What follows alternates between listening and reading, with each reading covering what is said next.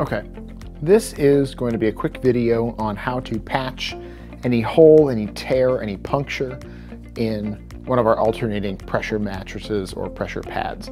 Now here I've got one of our alternating pressure pads. Outwardly it looks fairly intact, but if you'll notice here, what we've done is cut a little hole just through there. Now with the included patch kit with the pad, this is a pretty simple fix.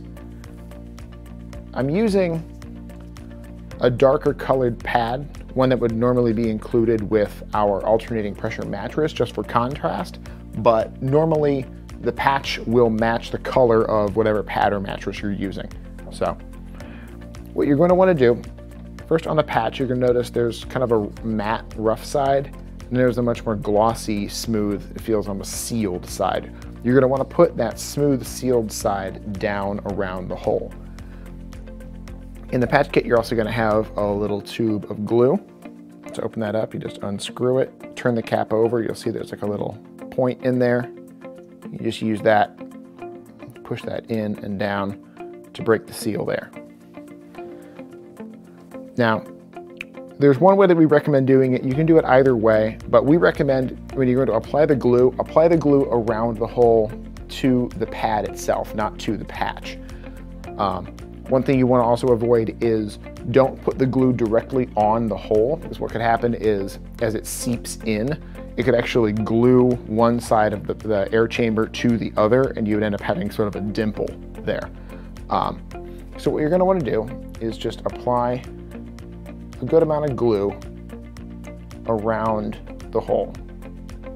You want to give it a little bit of space, but not too much, because you don't want it to bleed out around the patch if you can help it. Lay that on good and thick. Make sure to close up the little tube of glue so it doesn't stick to anything else. And then take that patch, shiny side down,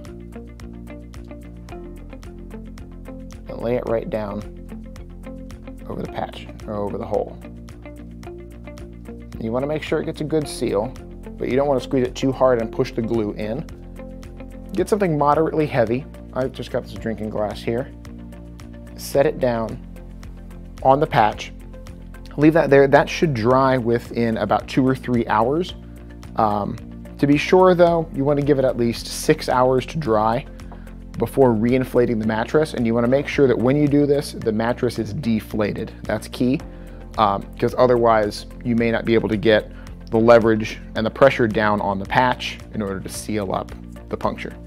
Okay, so we've had the patch applied for a few hours now. It's just about dry, but you'll notice where we put the adhesive before was sort of close to the inside. If you have extra adhesive or extra material here, you can either trim that off. In this case, I'm just going to apply a little more glue just in a few spots just to kind of tack it down. And then once again, just put the pressure back onto it with whatever you had. Let that glue dry, and we'll revisit once this is all dry and we'll reinflate it. Okay, so it's been a few hours since we applied a little more glue to the patch. As you can see, we're reinflating it. It's still, the pad is still folded up as we had it before, but there's air flowing through the chambers. The patch isn't bubbling. There's no movement from the edges here. Everything is inflating just fine, so you're all set to go.